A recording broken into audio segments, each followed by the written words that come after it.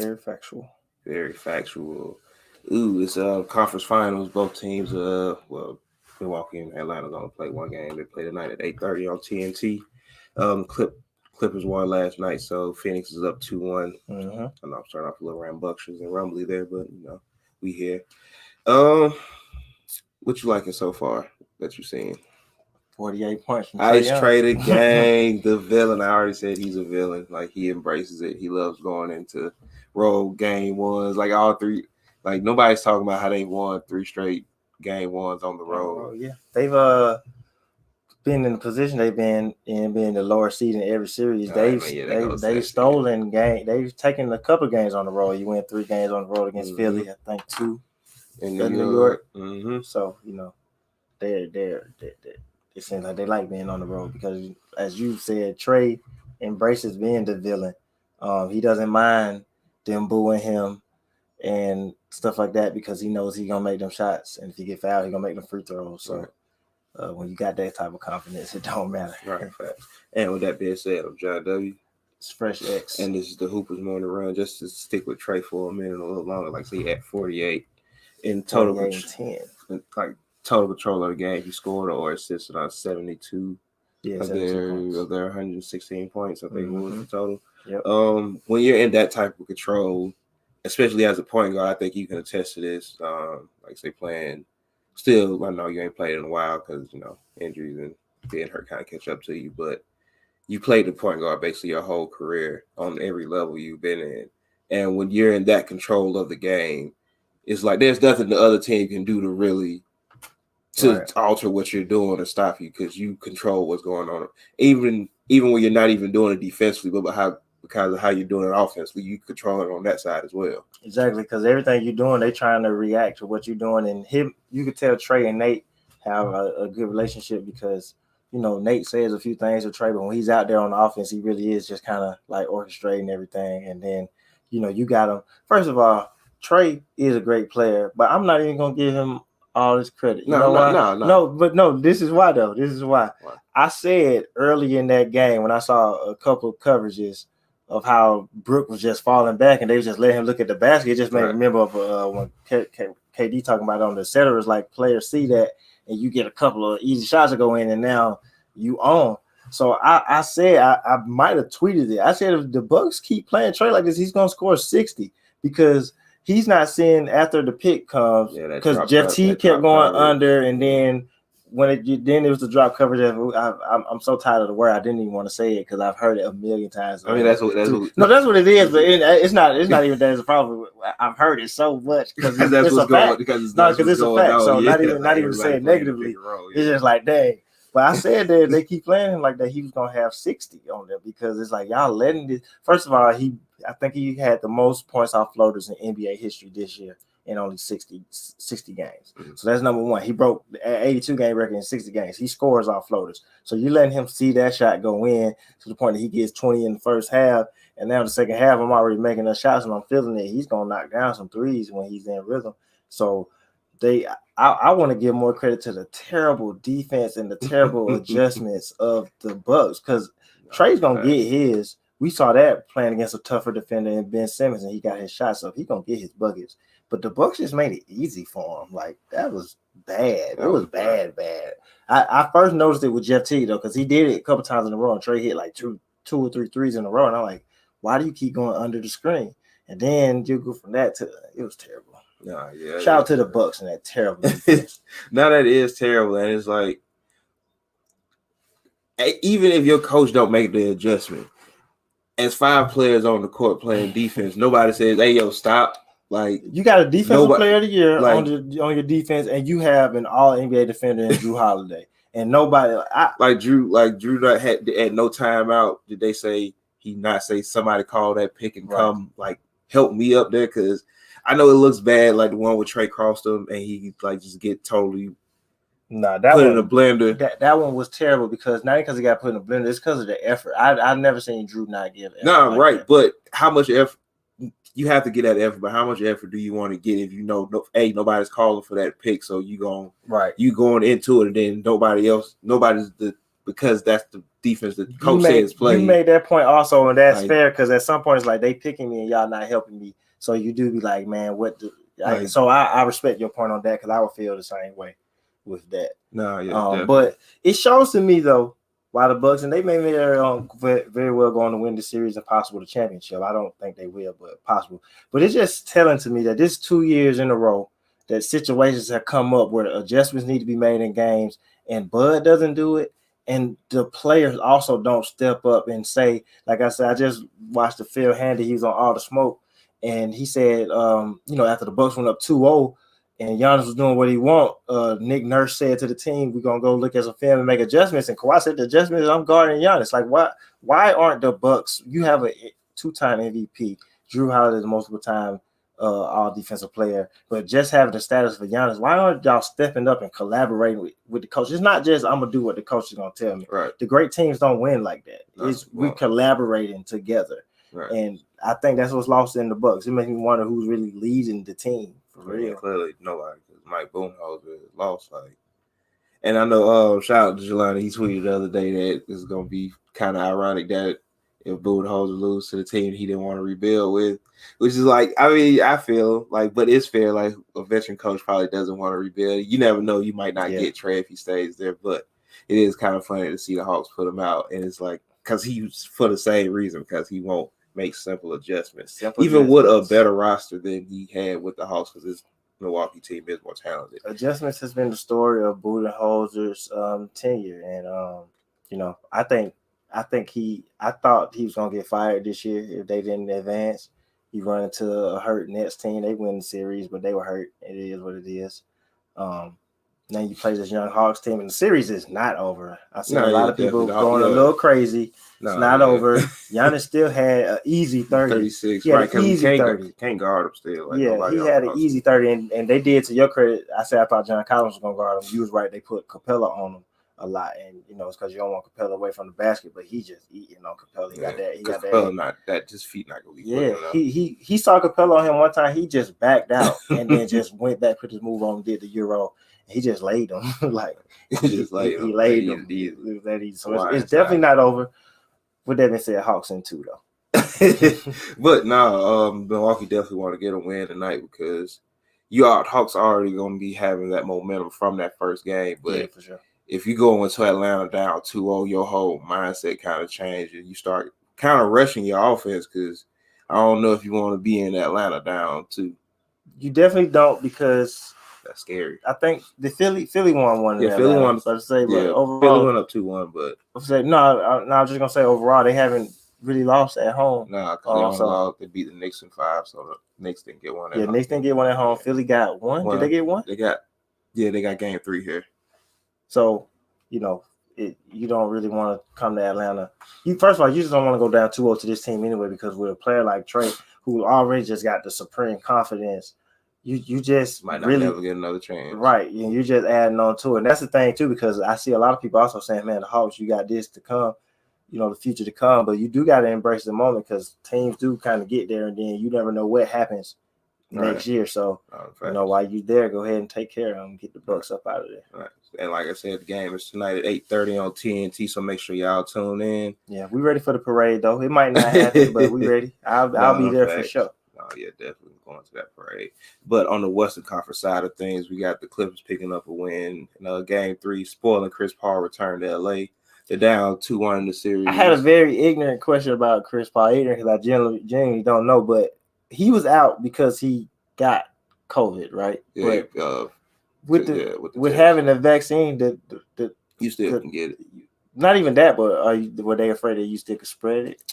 Nah, I don't know. So I was just wondering, especially after the situation with LeBron. Probably not. Probably just because you had it. Like, let's just do it. That's already the rule. That's there. Enough said. I don't need to know. We're not doctors. I just asked. I just thought it was not the doctors. Yeah, not the medics. Not the doctors. not the medics. But but back to the series, like I said, Clippers picked up a big win. Paul George, despite a tough shooting night, went 9 for 26. But you gotta get them shots up. I want to give him his credit because he's been consistently aggressive since Kawhi now, 24, 25 shots a game. We're gonna have a discussion in a minute about how we think the offense should be ran after we get into the game a bit. But like I said, he had finished with a 27, 18, and 5, 6, 7 assists. Something like that. Devin Booker had an off night. Everybody thought we was gonna get a Max Booker night. They thought they was gonna get crowned a new alter ego, but it didn't happen. He had a very rough night. Yeah, it's his worst game so far in the playoffs in general. I think a lot of people is attesting to it. Chris Paul coming back and him not really having the rhythm with the team that, he missing those first 2 games and they got used to playing a certain type of way with more ball movement, whereas Chris Paul is not necessarily let me pound the ball into the ground type of guy, but he wants to orchestrate the offense a bit. So, everybody played good. Cameron Payne, got hurt. So that takes away another ball handler and shooter for you. Everybody, like I said, the Clippers had a pretty big night. Zubac finished with 16 and 15. Reggie Jackson had another big night. Luke Kennard hit some big shots. It was 2:20 left in the game exactly. Patrick Beverly hit a 3. I knew it was over there because you get 3s from Patrick Beverly at under 3 minutes. Oh, that's game every time. But what do you think the Clippers need to do to pick up another win before we also get into them going down 2-0 again? Right. I see Mo. You with your hate, man. Y'all, Miami, y'all at home. You can't. Right, you ain't even in the club, Mo. Like y'all ain't even in the club, man. Y'all watching from outside. Shout out to Mo for real though. But the Clippers is all about being. First of all, you want Paul George to be aggressive. I said earlier in the series, or it was last series, like Luke Kennard making shots help. And then just getting some light from Patrick Beverly. I guess as long as he's not talking and he hooping, it's all good. But you want to continue to be aggressive and, just stick with them defensively because Devin Booker is just absolutely doing what he wanted them first couple games, like triple doubles and stuff like that. 44 triple doubles. Then campaign comes and get 30 on y'all, 29. But it's just like at some point it's just like you gotta defend these. First game he had 20 and 9. So exactly. But excuse me, then they were just really off, which gotta give credit to the defense, but they was letting them do what they want. So everybody. He don't want to get the Clippers credit. That's why he over here coughing, trying to get it out. Now I'm just playing. I had the Clippers in the finals. He did. I definitely had the Clippers in the finals. Yeah, Paul George had them in the finals. It might be Phoenix. But I mean, hey, Paul George has been absolutely hooping. Even before Kawhi went out, he was playing at a great level, and people do need to recognize that. He had a tough game the other night where he missed those free throws at the end to kind of, to lose the game. But like you said, he's going to be confident there. He came out, he was confident, he was aggressive. But the Clippers going down 2-0 again keeps putting them in dangerous territory. Right. And it's worked to their advantage so far, and they do have a chance to be the first team ever to go down 2-0 in 3 straight series and keep advancing. Right. I don't know if you really want to do that. They had Kawhi in them series. I mean, they took the last one without him, but Kawhi helped them get out of it. So, but you don't want to make it a habit anyway because just playing, it's just like, like we've talked about with the Hawks and playing from behind. Yeah, right. You don't want to always be playing from behind, and it's like you're playing for your playoff life, and especially against this team because they also is a team with young players that don't care and they're just out there hooping. So, right. The Clippers, the Suns are a worthy opponent. So, if they would have lost last night, it was over with. So you had to win. The Suns would have swept them too. They would have gotten them up out of there. So the Clippers will win that game. Just shows, for one, I think it's been, I don't know if it's a joke on NBA Twitter or whatever, but about Ty Lue's adjustments and he was a player, and so a lot of these players do make solid in-game adjustments or whatever. So Ty Lue definitely deserves his credit for that, but. I mean, you already been down 2-0, but don't make it a habit because you get to the finals and play the Hawks, get down 2-0. It's over with. Trey gonna sweep you. Get you up out of there because we do got the Hawks going to the finals. But more to the Clippers and their offense. I know Kawhi has been out, so that's giving Paul George more opportunities to have the ball in his hand. And get he had 8 assists too. That's 6. Oh, my bad. 8 assists. Shout out to Paul George because that's what he is. That's what he can do. And that's what he's capable of, which goes into this about the offense and how we've been talking about how they kind of should play more off, how they should do the offense more and not to tell Ty Lue how to do his job. But it's like, even though him and Kawhi do play good together, you can kind of see they still, at moments, struggle to figure out how they both going to get their buckets and how they going to create an offense. Yeah. And when you got 2 players that's both great talents, but they're 2 different type of players at the same position, it is kind of hard to fit it in there. No homo. I think what Ty Lue has, I think what he should do which he knows what he's doing. He's an NBA championship coach. But I think what he's tried to avoid doing is pulling out some of those plays that he had for LeBron and Kyrie. But it's kind of perfect because they did get to a point where LeBron was their primary ball handler in the sense, and you ran those plays for Kyrie to put him in position to get his ISO plays because Paul George is hooping. He's really hooping, but he's not better than Kawhi. Kawhi's their best player. They play better with Kawhi on the floor. So you're gonna run things through Kawhi, but Kawhi's more efficient. So you can run plays to Kawhi. He's gonna make because he's gonna get 19 shots anyway. Right. You know what I mean? So they're gonna get their shots. But it's just more about the flow for Paul George. Paul George, the theme of his career is flow.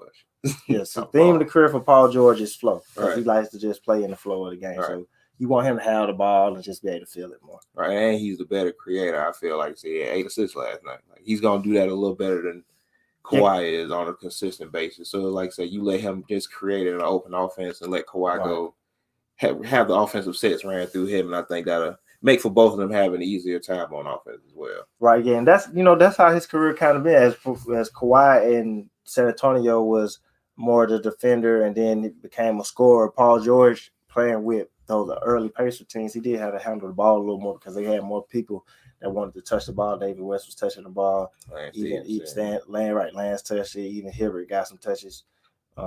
So he was more used to playing like that in the flow, while Kawhi went from being a defender to them actually running plays for him, and that's how it's been, even as you look into Toronto. Right. And Zubac did have a big game, 16 to 15, which is compared to Aiden, that's kind of what you want for Zubac, and that does help you pick up a victory because the first 2 games, Aiden was just kind of picking on him, and he wasn't fighting back for Zubac. Yeah, and you know what? I'm glad you brought him up because I think I might be the toughest person on Zubac in the world, but we can blame our homie X for that. Shout out to X here, Laker. He told me he was going to be great when they drafted him, but Zubac to come back and get 16 after they dunked on your head and win the game, I got that's respect. He could have folded and he didn't. So shout out to Zubac for that. Right. Shout out to Jelani in the house as well. Now, Paul George, I think most people with sense about basketball is a Paul George fan. Look, but he isn't necessarily the number one get you a championship guy on the team. Like you having a player like Kawhi helps that. Right, yeah. And as I've said multiple times, Paul George, when he's on, he looks like he could be the best player in the NBA. I mean, he does have everything. So right, offensively and defensively. Yeah, and then even when you get to the side, ball handling, shooting, athleticism, even after the injuries, he's not dunking on people now, but he'll dunk on you if he got to. He do what he got to do. No, he get the job done. Yeah. All right. I want to switch it up a bit from NBA talk to the Olympics. I know we talked a little bit about it on the podcast episode the other day. But can we talk about the women's Olympic team first real quick? Yeah, go ahead. Have you been aware of what's going on with Nneka? Yeah.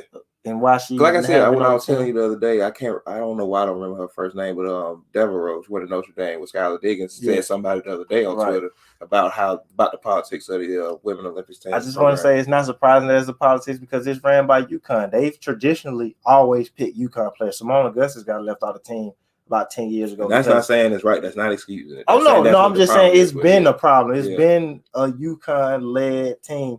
And just like Coach K was able to step down and give it to the next person, Gino, your time is up. Like, why is shout out to Sue Bird and Diana Taurasi? Why are they still on the rosters? Right. That's not saying they're still not good players. They're great players. But it's time to it's time to move on to the next era, and that's including the coach. Right. And even Team USA have done that, like to move on to the next wave of players coming. And there's always been that way where and they've been selling that it's about coming up next. You didn't make it this time, so we got you next time or whatever. Gino, it's time for you to go. No, but that's all I want to say. No, yeah, I feel like she's gonna be the only MVP that haven't played. And she's been there every year. Like she go to the training camp every year. Right, and they say it's missing because she's giving up her summers to promote the team, and she's like actually out there doing stuff with them. Or whatever to promote Team USA and be an ambassador, and then y'all not even gonna let her run one. Like she can't run one Olympics, not even one. That's weak. Time for Gino to go. Yeah, you gotta go. Just like I said, just have everybody. It should be a changing of the guard on every level, right? In all this. But shout out to you for bringing that up. Like I said, do better. But yeah, back to the men's team. I seen, like I said, Zach LaVine is on the team as well. I think this is gonna be a year. Who do you think is gonna be the player that's gonna really step up and show that this is like they made for the Olympic type play. Like you had Carmelo, who always seemed to play on a different type of level, like back in the Jordan, those type of players. Who do you think that player is? Yeah, because they just added Zach LaVine, and who was the other player? I don't even remember. I don't know, but definitely Zach was more recent. But I expect a big summer. It's easy to say Kevin Durant. No, that's what I was going to say. I'm thinking Brad Beal. I'm thinking Brad or Dame. Because Dame has been out there, but he hasn't been on the Olympic team yet. So this is a chance for, as he's gotten more into he's up there with Steph conversation. I think this could be big for Dame. But I'm interested to see Brad out there because you always got the player like Brad, like when Wade was out there, and he was like a big difference maker for the team. Yeah. So I expect a big summer from Brad, and hopefully. Typically, if you've seen these players after leaving the Olympics because you're just in hoop mode, you're going to the next season and have usually a career. I'd love to see Brad do that and then take the next step next year, for sure. I'm still Chris Middleton's on, dude. He's like one of those players that can be sneaky good in the Olympics because he's 6'8", ball handler, a shorter 3-point line, so he can. He's gonna kill. Then he's gonna be playing the 4 because he got size, possibly. So. Chris Middleton should be scary in the Olympics. Yeah, I respect that pick. I'm trying to pull up the team real quick because I can't remember. I see KD and Dame is going to be Jeremiah Grant. That's who the other player was. Jeremy Grant. Jeremy or Jeremiah? I call him Jeremy. No disrespect. I don't know his name. When we get you on the episode, you can correct us. Yeah. But his skill type of player usually do good in the Olympics. My bad, Jason Tatum. I was thinking Jason Tatum, but I was also thinking that was too easy. But Jason Tatum could be like that Carmelo, because like say you shorten the 3-point line. So crazy. And I don't think too many. It's some good foreign players out there, but I don't think too many of them gonna be able to defend Jason Tatum. Honestly, I wonder why Zion isn't on the team though? Because why should he be on the team? Because it'd be great for him to be playing all summer. And, he actively working out, be around these players, and be around some greatness. Sometimes you got to use logic in your answers. You're right. All these skilled players on the team, he can pick up some skills next year. Right? So, just real quick, did you see what Gilbert Arenas said about Zion? About him playing, he should play shooting guard if he want to basically go be a great player. Yeah, I think we actually talked about that briefly. We didn't talk about it on here. We talked about it on the pod. Listen to the latest pod. Yeah, and I want to say the same thing on here that I said on the pod. Zion is a center, not a shooting guard. He will not ever be a shooting guard. No disrespect. No, yeah, not intended at all. But it's just weird to see Gilbert Arenas say that. Yeah, Gilbert Arenas is also a hit and miss, but. He's definitely hit and miss, but it's because they're thinking you just put the ball in his hands, but he's not going to shoot the ball from the perimeter. So, like I said on the pod, Zion at the top of the key is the same thing as Giannis, but 5 inches shorter. If it hasn't worked for Giannis to win the championship, why would it work for Zion? So, Zion is a center. He's a 4 with a good. Shout out to the Nugget podcast. I was listening to one with Larry Johnson. And Larry Johnson was saying he needs to get a 17-footer, and then he said he's already next level. It was no disrespect at all. Because one of his comparisons was Larry Johnson being like that man child or whatever. And he's like, add a little 17-footer, and he's like, it's over for the league. I agree with that 100%. 17-footer, like what, a free throw line shot? Like it's a little, you can throw it up there. Like it can be a little push shot. Right, it can be a push shot, honestly. But there was some coaching hirings done over these past couple last hours. Rick Carlisle goes to Indiana. Jason Kidd is finalizing the deal to go to Dallas. Yeah, not official yet, but almost. Which one of those looks like the more safe hiring? Rick Carlisle. Rick Carlisle to Indiana, because for one, you know what you're gonna get there, and Indiana has a good team. Indiana should have made the playoffs this year.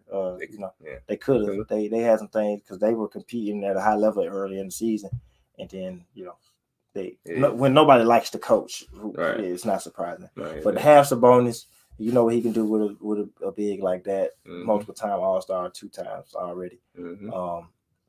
It's just a good roster filled out overall. Caris LeVert is, I'm not the biggest fan of Caris LeVert, but I respect his game, and I think he's a player that Rick Carlisle can unlock or whatever with how he runs his flow type offenses or whatever.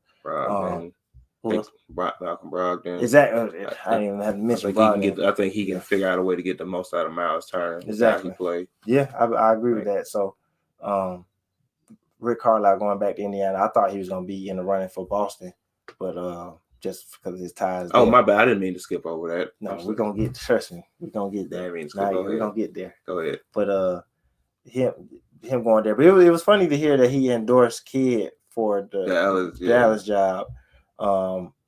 But he said that he thinks that him and Luka has so many similarities that it just makes sense. When he told me, I said I kind of see it with how they control the whole game. Luka's clearly the better scorer, but I think it's fair to say Jason Kidd was a better playmaker with how he passed the ball. Like I said, but Jason Kidd is close to finalizing the deal for Dallas. How do you think he's gonna run that offense with? Like, what do you think he's gonna do to best optimize everybody else outside of Luka? Right. I don't even know yet, honestly. I'm interested to see because I think there is going to be some changes to the roster. But I know he's wanted that type of guard because that's why he was trying to turn Giannis into a guard. So I expect him to have Luka run his offense. But in today's NBA, of course, I think he's going to get some shooters around him. But I think he's going to get him a good pick-and-roll partner. So it'll be interesting to see. You got two good pieces to start with him and Porzingis, if we can get a healthy Porzingis. But knowing that you already got Luka, you're going in the right direction. That's fair. But over to Boston, who also made a hiring, I want to start by saying this. I don't ever believe anything Jay Williams ever says out his mouth on Twitter, Instagram, through text message ever again. Never. Call it cap on everything he see. If I see it on my timeline, I'm just tweeting cap to him. Like, how do you not know that? Like, Jason Kidd, man. I mean, Jay Williams. Yeah, like how do you not know that? Like he over like his last three. He over his career. He's definitely having a terrible summer between that and the KD thing. Yeah. He looks bad. Come on. Good. But Boston, for one, shout out to them giving this position to Ahmed. I actually just was talking about him the other day, and when people were saying some coaches that was up, and his name wasn't really coming up. So to see that he got this job, I didn't even realize he was going to be in the running like that. But shout out to him going to Boston, hiring a black coach in Boston. Nigerian head coach. I won't say how I really feel about it. I feel a couple different ways about it. I just think it's ironic that they went this way after some of the slightly, but I don't want to do that to him because I respect him as a coach, and I think he's gonna do a good. I think he's gonna do a good job. But it's just. I mean, at the end of the day, Jay Williams was super off, but this is only like Boston's second black coach ever. So he was off. Casey, not second. But whatever. Shout out to Boston. They got the most black head coaches ever. Boston. The most? Yeah. Actually, I should have been the third. Who else? Bill Russell. Casey. Jones in the 80s. Their coach in the 90s was black. Really? Yeah. I seen that the other day. I don't remember that at all. I won't pay attention to the Celtics in the 90s. But he was black. Doc Rivers. This should be the 5 or 6. Only ones I knew for sure was Bill, Doc, and now I make so. Hey, either way, I just think the timing is ironic. But the most black head coaches ever. Shout out to him. But shout out to Boston because y'all get to inherit Nia Long. And that's all I gotta say about that. That's the best part of all of that. Yeah. It's Neil Long at the sideline on games. Yeah, that's all I got to say about that one, though. But how you think he gonna? I mean, we've seen what Jason Tatum can do. We've seen Jaylen Brown take his game to an all-star level. But how do you think he's gonna best maximize them? Before I get on to Brad Stevens, right? So to have those two pieces, and Jaylen Brown's injury isn't something that's gonna derail his career. I expect him to come back and be all-star level again next year. So you get those two starting pieces. I don't think it's really about them. It's what you envision around them. Is Marcus Smart a part of the future? You know, those roster questions that you get. But you know, when you have those two really skilled offensive players, especially Jason Tatum is really skilled offensively, and then Jaylen Brown is just I don't think he's as skilled as far as his offensive moves, but he's every bit of the scorer that because of his athleticism and how he can get hot that Jason Tatum could be. You know, Jaylen was averaging 27 at one point last year.